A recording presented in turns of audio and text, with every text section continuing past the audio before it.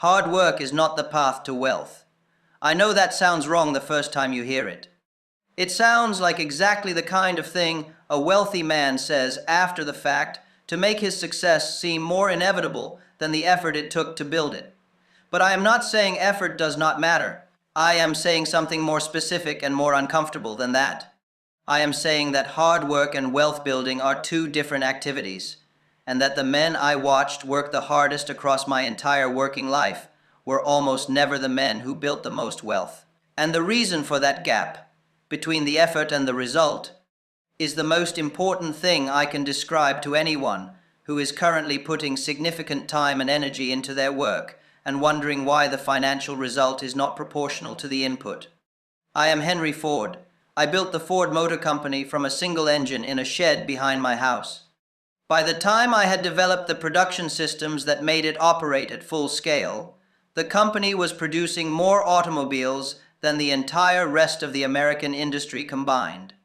I did not do this through harder work than the men who were doing comparable work around me. In many cases, the men in my factories were working harder in the physical sense than I was working during the same periods. They were doing more hours of continuous effortful labor than I was, and they were not building wealth. They were earning wages. The difference between what they were doing and what I was doing was not effort. It was direction.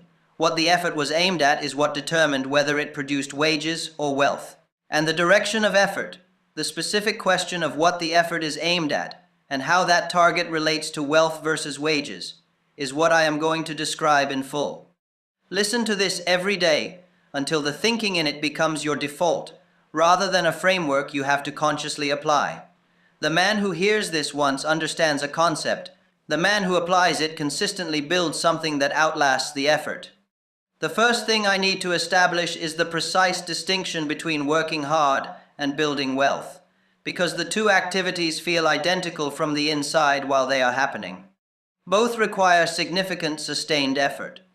Both produce the feeling of forward progress.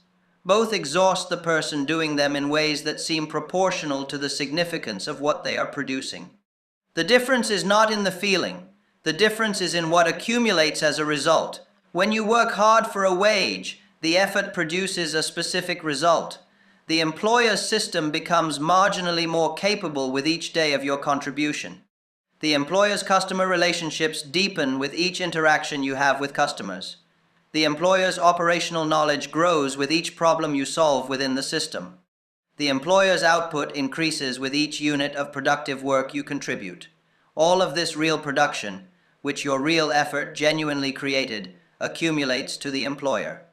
When you leave, you take none of it. The relationships stay with the employer.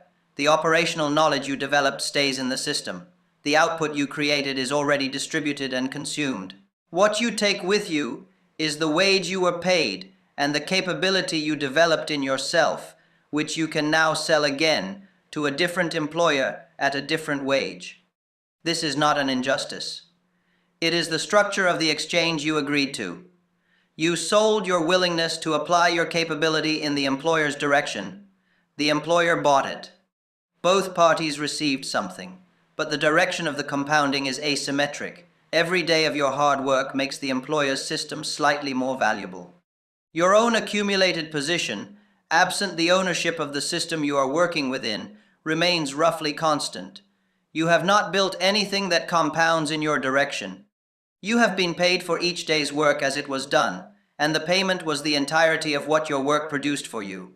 The man who is building wealth is doing something structurally different from the man who is working hard for wages.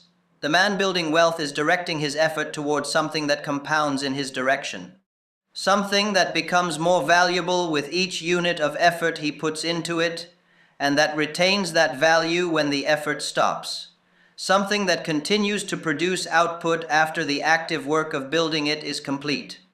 This is what I was doing in the shed on Bagley Avenue while I was simultaneously working at the Detroit Edison Company. The work at Edison was wage work. I was applying my engineering capability in Edison's direction and being paid a fair wage for doing it. The work in the shed was wealth-building work. I was applying my engineering capability towards something I owned, something that became more valuable with each hour I spent on it, and that retained that value when I stopped working on it for the night and went to bed. The effort in both cases was real.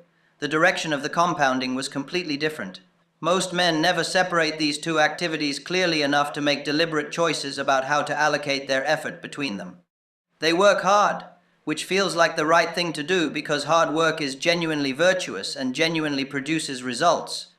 And they assume that the virtuous production of results will eventually translate into accumulated wealth.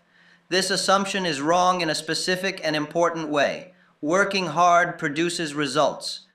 But whether those results accumulate to you or to the system you are working within depends entirely on whether you own the system. You cannot accumulate wealth through effort applied in someone else's system.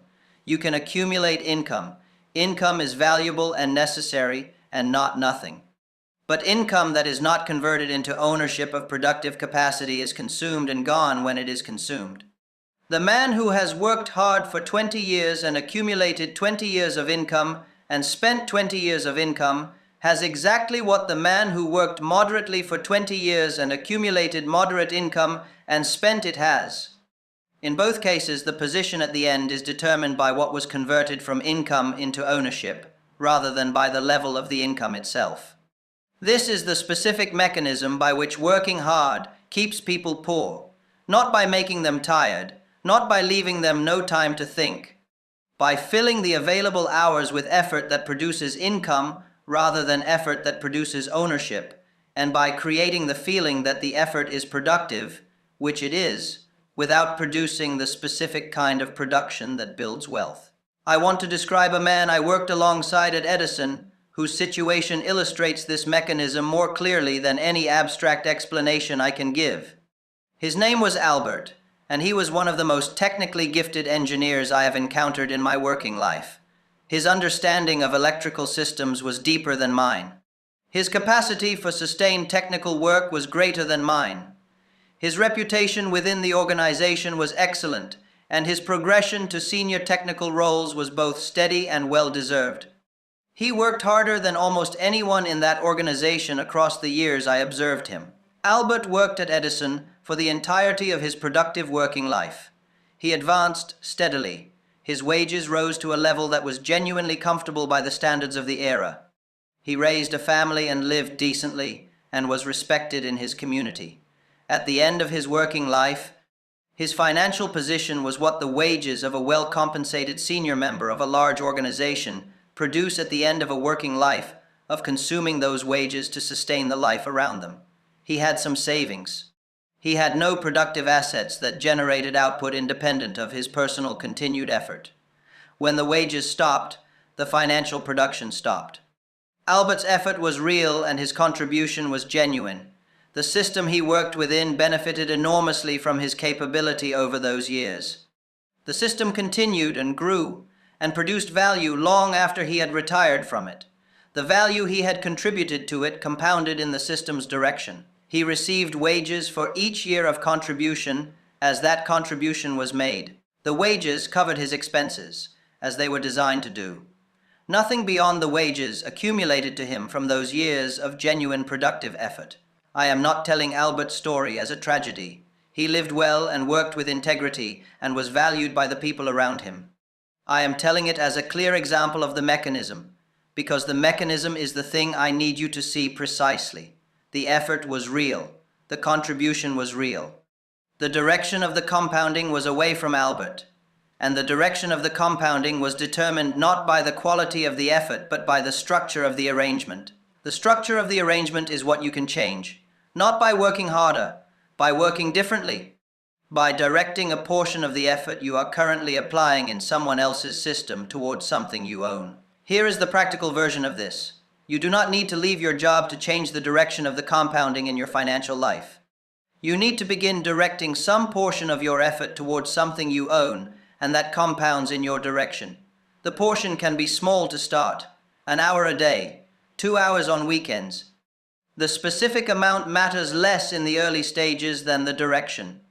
You are establishing a practice of directing effort toward your own accumulation rather than exclusively toward someone else's. That practice, sustained and grown across the months and years after it is established, is what changes the compounding direction. What you direct the effort toward must meet a specific criterion. It must become more valuable with the effort you put into it and retain that value when the effort stops for the day. A skill you are developing in yourself meets this criterion partially. The skill becomes more valuable as you develop it and retains the development when you stop for the day. But a skill owned by a person who is then employed to use that skill in someone else's system is still subject to the same compounding direction problem. The skill accrues to the employer through the employment arrangement. What you need to direct the effort toward is something you own, that produces output independent of your continued active involvement after it reaches operational maturity. This is why the Ford Motor Company produced the result it produced, and Albert's career at Edison produced the result it produced. The Ford Motor Company became a system that produced output independent of my continuous active involvement. The assembly line ran without my personal presence at every step. The production continued when I was away from the factory. The system was generating output through the structures I had built, rather than through my continued daily effort. My effort built the structure. The structure then produced output, and the output of the structure compounded to me as the owner of the structure, rather than to the employees whose daily effort kept the structure running. This is the specific financial result that the distinction between hard work and wealth building produces over time. The hard worker's output is consumed as it is produced. The wealth builder's structures produce output that compounds to the owner after the initial effort of building the structure is complete. Now I want to address the specific question of how to identify what to build, because the answer to this question is where most people who understand the general principle get stuck. The principle is clear. Build something you own that produces output independent of your continued active involvement. But what specifically, in the context of your current situation and your current capabilities and the current state of your resources? The answer is almost never a new thing that has never existed. Almost every wealth-building structure that has ever been built was built on top of an existing understanding of what people need. The men who built significant things identified something that people already needed and were not being adequately served in having that need met, and built a better way to serve it. The innovation was not in the identification of the need. The need existed and was visible to anyone who looked at it. The innovation was in the specific structure built to serve it more effectively. When I was developing the Model T and the production systems that made it affordable, the need for transportation was obvious and universal. The existing ways of meeting it were horses and the small number of expensive automobiles that were available to wealthy buyers. The need I was serving was not new. The structure I built to serve it, a system of production that made automobiles affordable to the working population, was new. And the structure, once built, served the need at the scale the need actually existed at, rather than at the scale of what wealthy buyers could afford. Look at the needs around you that are being poorly served, not the needs of wealthy or sophisticated people who tend to be served adequately because their money creates the demand that attracts service. The needs of ordinary people who need something and are not getting it adequately or affordably. Those are the needs around which wealth-building structures can be built, because they exist at the scale of ordinary people, and ordinary people are numerous. The structure you build to serve that need does not need to be large to start. It needs to be real, something that actually serves the need for at least one specific person in a way they find genuinely useful. That first real service is the evidence that the structure is viable. The structure can then be improved and extended from that first evidence without the uncertainty that precedes any real demonstration. Here is the first exercise. It takes 30 minutes and produces information that most people who are thinking about wealth building have never clearly assembled. Write down the 3 to 5 most significant things you know how to do, not your job title. The specific things you know how to do well that others in your experience find difficult or do not know how to do at all. These are the capabilities that distinguish your effort from general effort. They are the starting point for any structure you could build, because any structure you build will be built from the capabilities you have rather than from capabilities you do not yet have. For each capability, write down who specifically needs what this capability produces. not a general category. Specific people in specific situations who need this specific output. Name them if you know them. Describe them concretely if you do not. Now ask one question for each. Is there a way to serve this need through a structure I own rather than through my personal ongoing employment? The structure might be a product, a system, a written guide, a trained method. Any form in which the capability is embodied into something that produces output independently of your continued active involvement in each specific instance. The answer to this exercise surfaces the specific starting point for your own wealth-building structure from the capabilities you already have. It may not be the ultimate form of the structure. Most structures that become significant start as smaller versions of what they become. But the starting point built from real capability, serving a real identified need, is the foundation on which the significant structure is built. The second critical thing I want to describe is the specific difference between effort that builds structure and effort that maintains structure, because this distinction is as important as the distinction between working hard and building wealth, and it is closely related to it. Effort that builds structure is effort that, when it stops, leaves something more capable than before it started. The system that was incomplete is now more complete. The product that was not yet functional is now functional. The process that was not yet reliable is now reliable. The effort has added to the capability of the structure, and that addition persists after the effort stops. Effort that maintains structure is effort that, when it stops, leaves things exactly as they were before it started. The floor that was swept is now swept, but will need to be swept again tomorrow. The letters that were answered are answered, but will be replaced by new letters tomorrow. The customer that was served is served, but will need to be served again next time. Maintenance effort is necessary and real, and not without value. But it does not build the structure. It sustains it in its current form. Most people's working days are almost entirely composed of maintenance effort. They are sustaining the current state of things rather than building anything that adds to the capability of the structure they are working within. This is appropriate for an employee whose job is to sustain the current state of the employer's operation. It is not appropriate as the entirety of a building program. A building program requires effort that adds to the structure's capability, which means effort that produces a persistent improvement rather than a restored status quo. The question to ask about how you are spending your working hours is not whether the effort is real or the contribution is genuine. Both may be true even in the absence of building effort. The question is whether the result of the effort persists after the effort stops, or whether the situation simply returns to what it was before the effort if you stop. Persistent results are building. Restored status quo results are maintenance. You need some of both. The balance between them, in both your wage work and your own building, determines the direction of the compounding. In my own building during the years on Bagley Avenue, I was meticulous about the distinction between building work and maintenance work in the shed. I was not maintaining anything in the shed because there was nothing to maintain. Everything in the shed was building.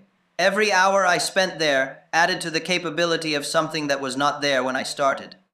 The maintenance of my life during those years, the things that needed to be done repeatedly to sustain the daily functioning, was handled, but it did not receive the building hours. The building hours were protected for building work. This protection of building hours is the most practically difficult part of the transition from working hard to building wealth.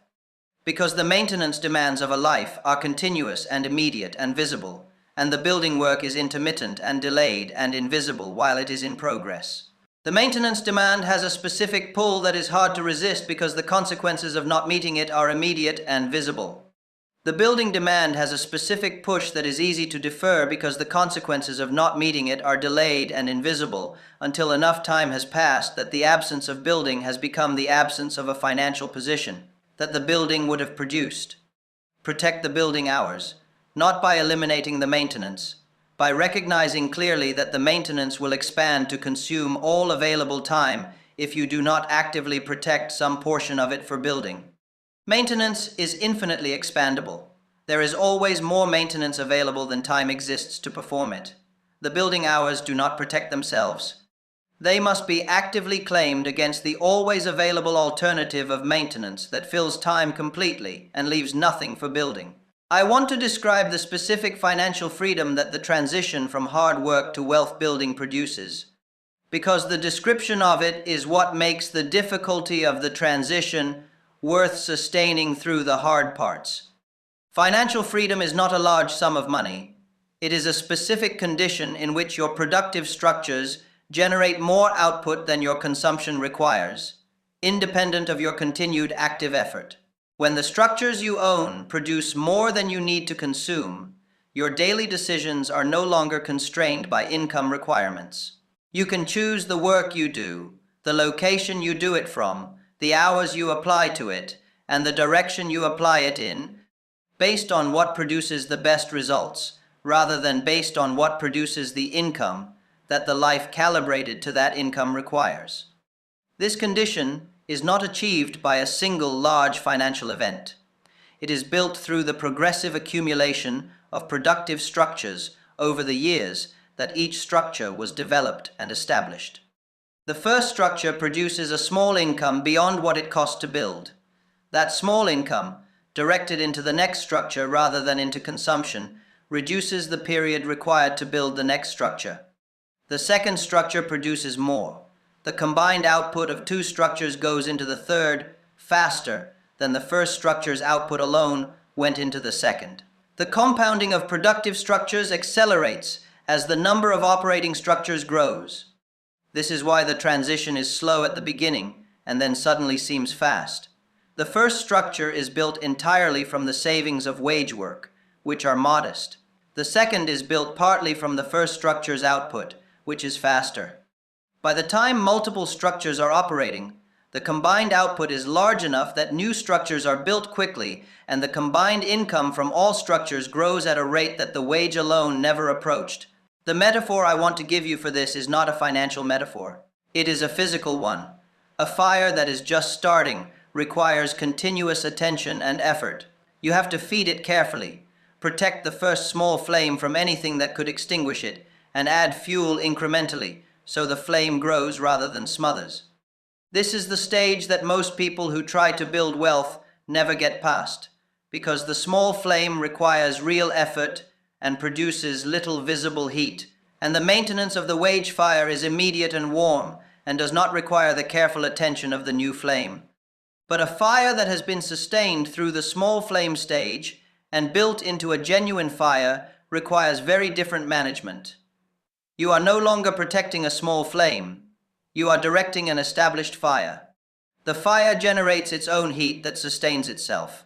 New fuel added to an established fire catches immediately and produces heat proportional to the fuel, rather than requiring careful management to produce any heat at all.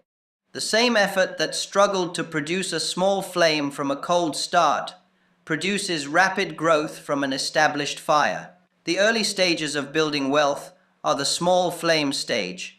They require careful attention and produce little visible heat. They are most vulnerable to being extinguished by the maintenance demands that are immediately warm and require no careful management.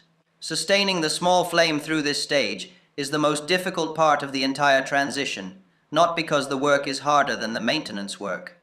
Because the reward for the work is delayed and the alternative is immediately rewarding, and the delay between effort and visible result is the most effective extinguisher of intention that exists. Sustain the small flame, protect the building hours, add fuel carefully and consistently, and understand that the apparent slowness of the early stages is not evidence that the direction is wrong. It is the nature of building a fire from cold, which requires patience in proportion to the eventual scale of the fire you are building. Here is the second exercise, and it is the one that connects the abstract understanding of building versus working directly to your current situation in a concrete and actionable form. Write down everything you currently own that produces output independent of your continued active work, not your skills, which require your active application to produce output. Not your wages, which are income rather than ownership. Things you own that would produce output tomorrow if you were not present to direct them. List everything you can identify. For most people working primarily in wage employment, this list is short or empty. That is the current state of the direction of your compounding. Everything on that list is compounding in your direction. Everything not on that list, all the hours you are putting into the wage work, is compounding in someone else's direction. Now write down one specific thing you could build or acquire in the next 6 months that would be on this list. One thing, not the full building program. The first thing, something real and specific that would produce some output independent of your active involvement after 6 months of focused building effort. Write the specific capability you would use to build it. Write the specific need it would serve. Write the specific form it would take when it was working. Write the first specific action you could take in the next 7 days that would move it from idea to something with a first real step completed. This exercise surfaces the specific entry point from your current position into the building program. The entry point is always smaller than the full vision, and always more immediately achievable than the full vision. And the first specific action in the next 7 days is always more real than the 6-month plan. Take the first specific action, not the plan, the action. The plan without the action is another form of maintenance, maintaining the vision without building it.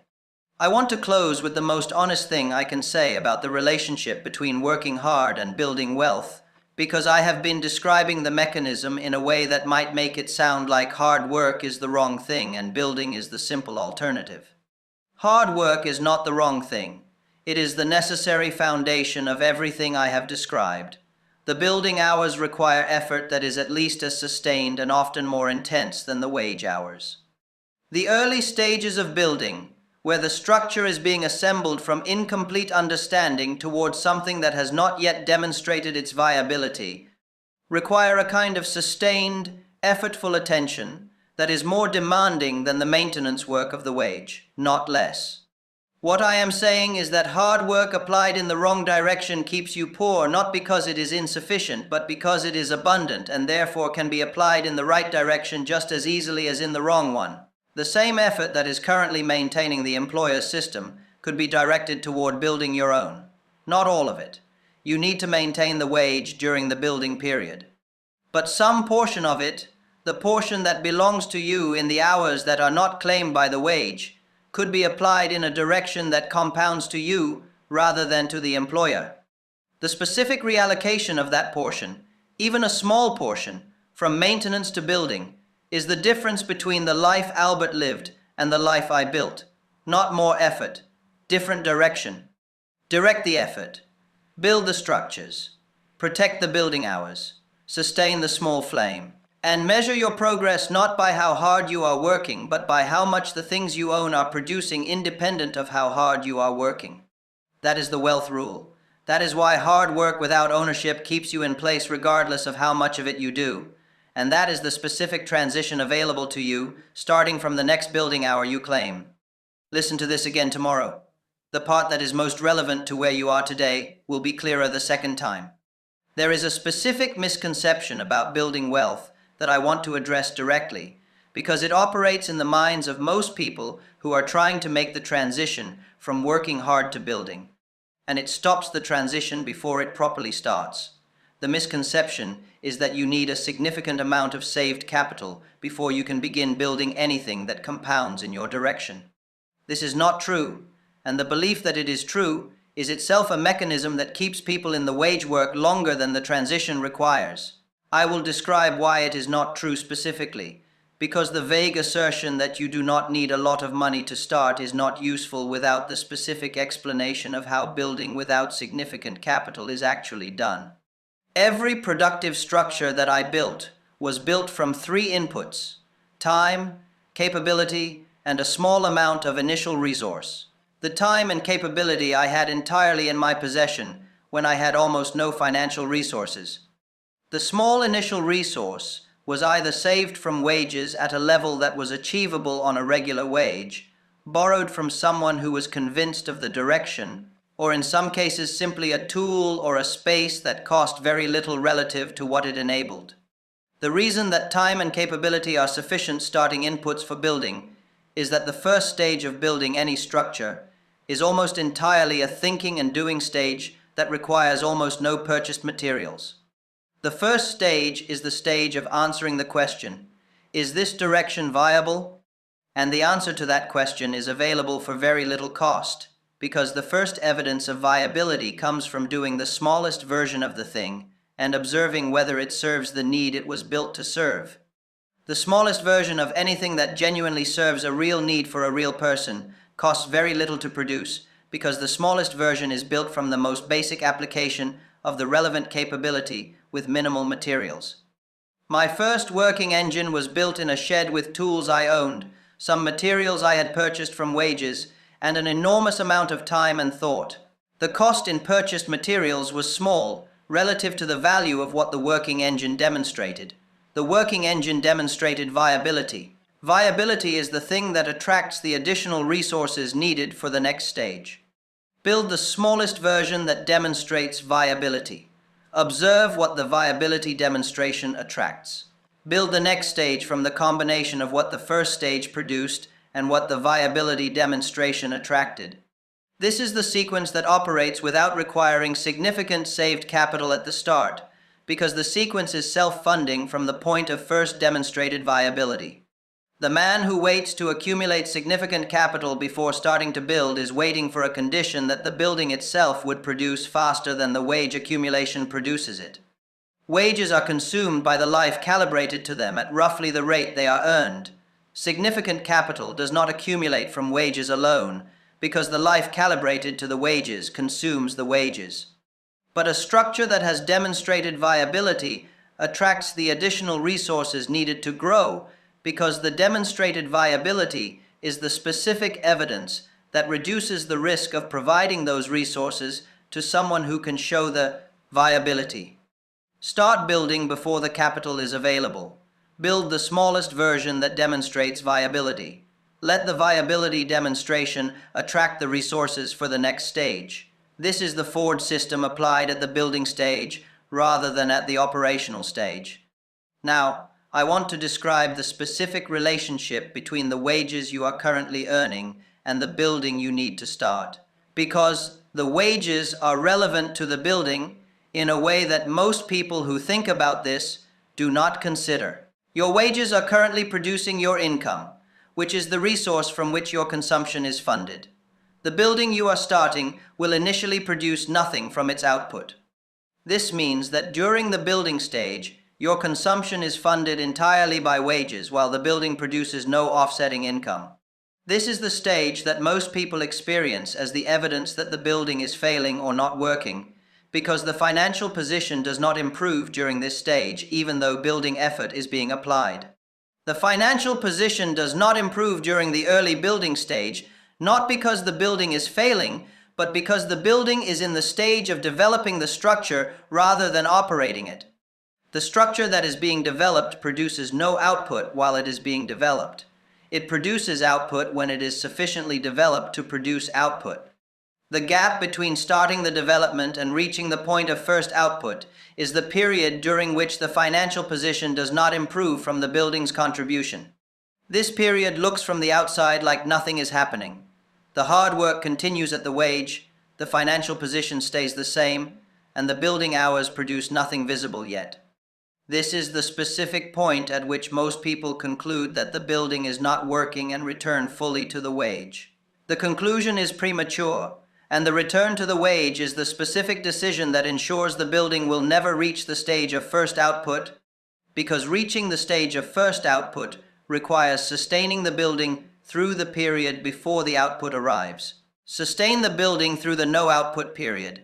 The period has a specific endpoint, which is the first real demonstration of viability, and that endpoint is only reached by sustaining the building through the period that precedes it. I went through this in the years on Bagley Avenue with a clarity that I can describe now that the outcome is visible. There were 2 years in which the work in the shed produced nothing that a visitor could have identified as progress toward anything. The engine was being developed. The development required extensive experimentation that produced failures more often than advances. The financial position of Clara and me during those years was sustained entirely by the wages from Edison, which were adequate to sustain the life but not improving.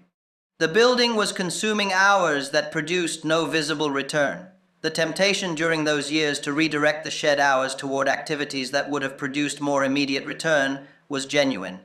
There were opportunities within the Edison organization for advancement that would have required more commitment of time and attention than I was giving it.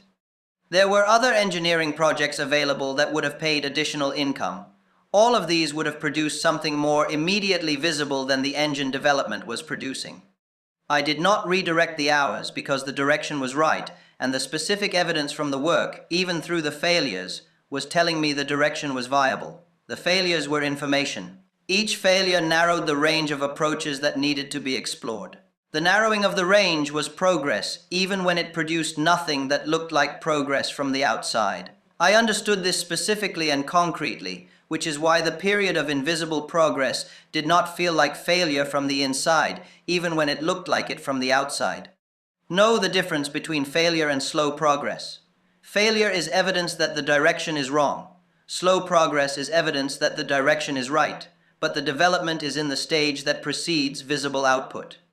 The test is whether each attempt, including the ones that do not advance the structure, is producing specific information about what does and does not work.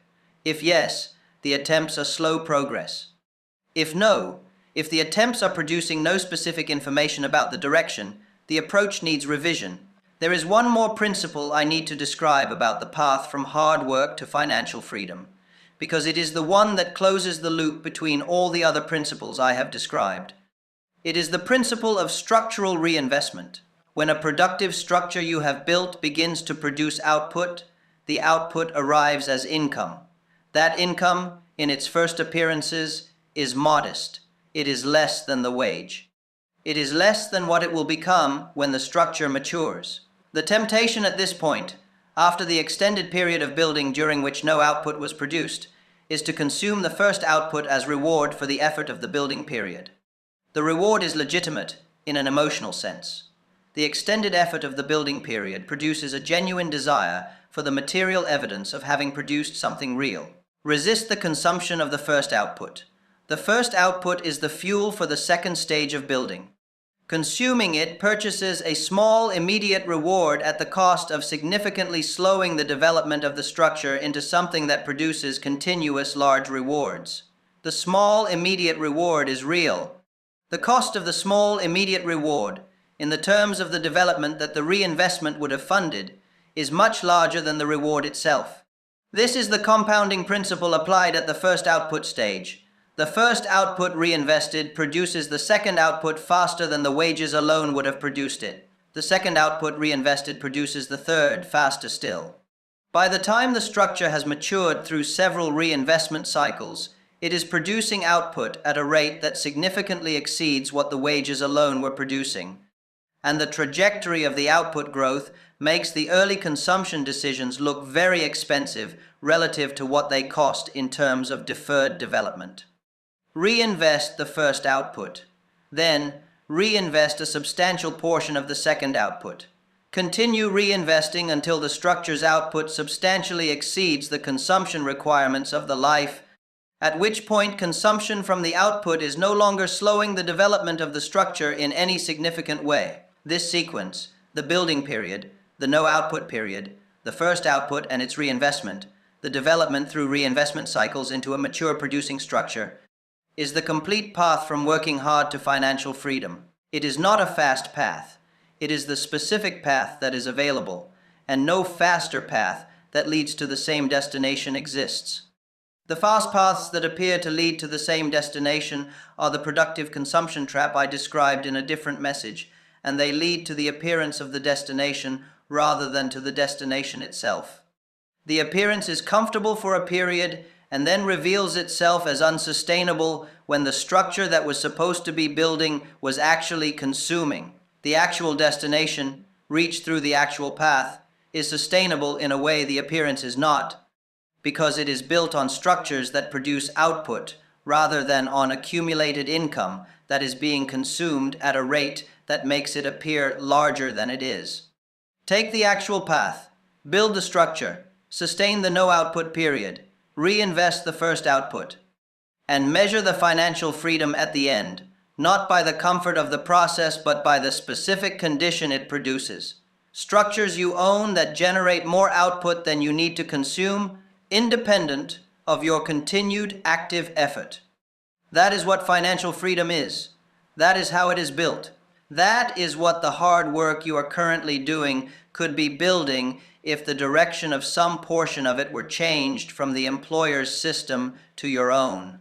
Direct the effort. The effort you have is sufficient for the building. The direction is what needs to change. Listen to this every day until the direction has changed and the building is underway. I want to say one more precise thing about what financial freedom actually feels like from the inside once it is reached, because the external description of it as structures producing output independent of effort does not capture the specific daily experience of the condition, and the daily experience is what actually motivates the building through the years it takes to reach it. The most significant change that financial freedom produces is not in the amount of money available. It is in the nature of the decisions you make each day about how to spend your time. Before financial freedom, most decisions about how to spend your time are constrained by income requirements. You do the work that produces the income that sustains the life. The work may be interesting or uninteresting, fulfilling or unfulfilling, aligned with what you would choose if choice were unconstrained or inconsistent with what you would choose. The constraint is not a lack of freedom in the large dramatic sense.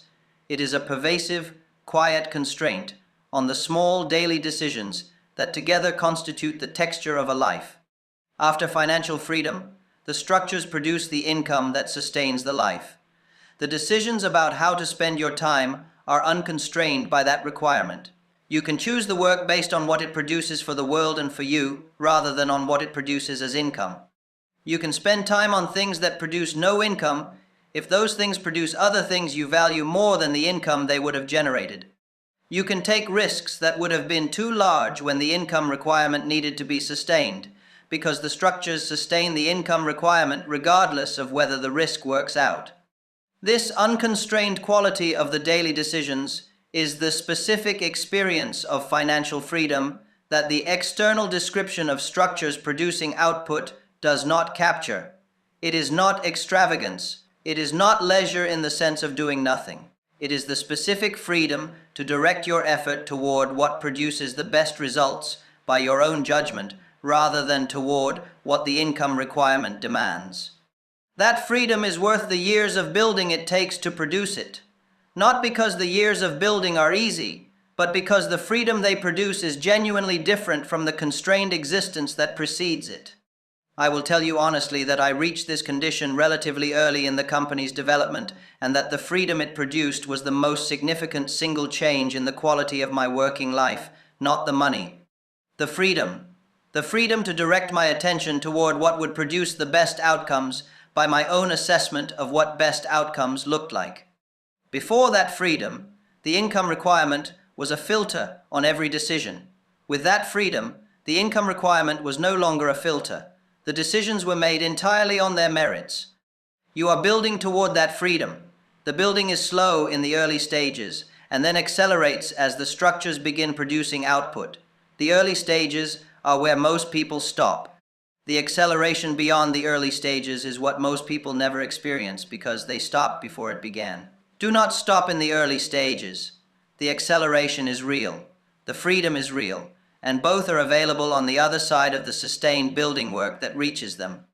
Build the structures, protect the building hours, reinvest the first output, and measure your progress toward financial freedom by the ratio of your income that comes from structures you own versus income that comes from your continued active effort. When the structures you own produce more than the effort produces, you are past the transition point. That is financial freedom in its first form. Everything after that is growth, not building toward freedom. The building toward freedom ends when the structures exceed the effort. The work after that is a different kind of work, freely chosen rather than income constrained, and it produces results of a completely different kind than the constrained work that preceded it. Listen to this every day until the structures are producing. The last practical thing I want to leave you with is the specific daily habit that connects the abstract building program to the actual minutes of your actual day. Because everything I have described is a framework, and frameworks are only valuable when they are connected to specific daily behavior. The daily habit is this. At the end of each day, before you sleep, write down one sentence that describes the specific building work you did today toward the structures you are developing. Not the maintenance work, not the wage work, the building work. The specific thing you did today that added to the capability or the viability of something you own. If you cannot write that sentence for today, that is information. It means today was entirely maintenance. No building happened. That is not a failure in the catastrophic sense. It happens.